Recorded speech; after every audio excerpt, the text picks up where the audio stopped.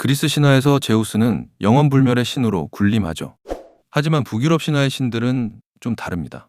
이들은 자신의 죽음을 알고 있었습니다. 언젠가 올 세계의 종말, 라그나로크를 피할 수 없다는 걸 알면서도 살아갔죠. 오늘은 이 비극적이면서도 장대한 북유럽 신화의 시작, 세상이 어떻게 만들어졌는지 이야기해 보겠습니다. 태초에 아무것도 없었습니다. 그저 긴 눈가가 풀어 불리는 거대한 텅 빈 공간만이 존재했습니다. 그런데 이 공허의 양쪽 끝에서 뭔가가 생겨나기 시작합니다.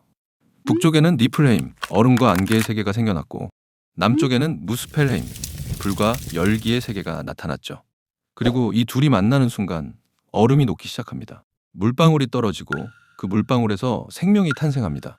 물방울에서 태어난 건 거인이었습니다. 거인의 이름은 이미르. 이미르는 그냥 잠만 잤습니다. 그리고 잠자면서 흘린 땀에서 서리거인들이 우르르 태어나게 됩니다. 두 다리에서는 머리가 6 달린 거인도 나왔고요. 그런데 이미르는 과연 뭘 먹고 살았을까요? 사실 이미르가 태어났을 때 그와 함께한 존재가 이미 있었습니다. 그 존재는 바로 암소 아우둠라입니다. 이 소는 이미르에게 젖을 줬습니다. 그럼 소는 뭘 먹었냐고요? 소금 얼음을 핥아 먹었습니다. 그런데 이 소가 얼음을 핥는데 놀라운 일이 일어납니다. 얼음 속에서 어떠한 존재가 나온 겁니다. 첫째 날 머리가 나오고, 둘째 날 얼굴이 드러나고, 셋째 날 완전한 형태로 나타난 이 존재가 바로 불이, 신들의 조상이 되는 최초의 신입니다. 불이에게는 아들 보르가 있었는데, 보르는 재미있게도 거인족 여자와 결혼합니다. 이름은 베스툴라. 그리고 보르와 베스툴라 사이에서 태어난 세 아들이 바로 오딘, 빌리, 베의 삼형제죠. 그런데 문제가 생겼습니다. 이미르가 계속 잠만 자면서 거인족을 양산하니까 세상이 거인으로 꽉 차버린 겁니다. 신들이 살 공간이 없어진 거죠. 그래서 오딘 삼형제가 내린 결론은 이미르를 죽이자. 솔직히 좀 과격한 결정이죠. 결국 삼형제는 힘을 합쳐 이미르를 공격했고, 거대한 거인은 결국 쓰러집니다. 그리고 여기서 진짜 재앙이 시작되죠. 이미르의 피가 홍수처럼 쏟아져 나왔습니다. 이에 거인들은 거의 다 익사하게 되죠. 그중 딱 한 쌍만 배를 타고 달아나서 살아남았는데, 이들은 베르겔미르와 그의 아내였습니다. 소리 지르는 자라는 의미답게 목숨 걸고 비명 지르며 도망쳤을 겁니다. 이제 오딘 삼형제는 이미르의 시체로 세상을 만들기 시작합니다. 피는 바다가 되었고, 살은 땅이 되었습니다. 뼈는 산맥이 되었고, 치아는 바위와 광물이 되었습니다. 두개골은 하늘을 덮었고, 뇌수는 구름이 되었죠.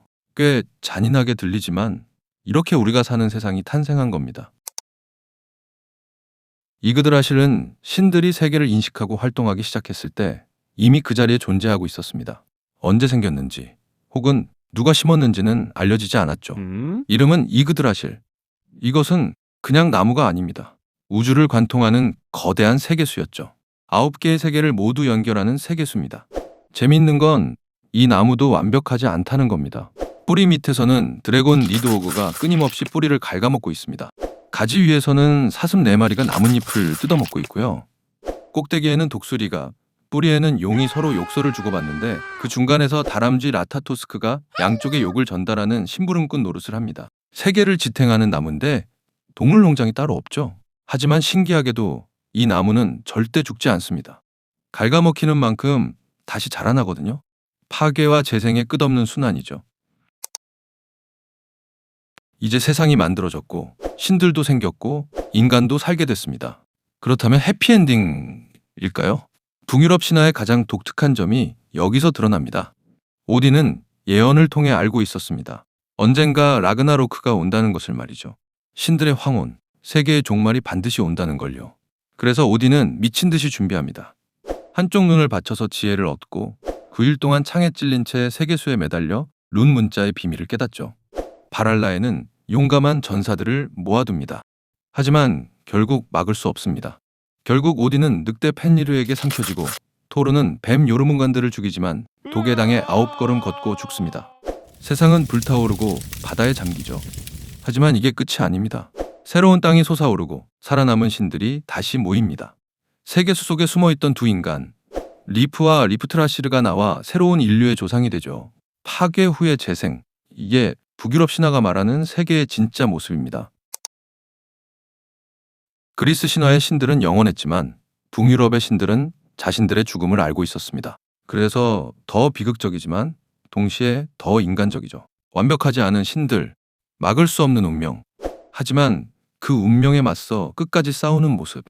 혹독한 추위 속에서 살아남아야 했던 북유럽 사람들의 세계관이 그대로 담긴 신화죠. 얼음과 불꽃에서 시작해서 종말을 거쳐 다시 재생으로 이어지는 이야기. 이게 바로 북유럽 창세 신화의 매력입니다.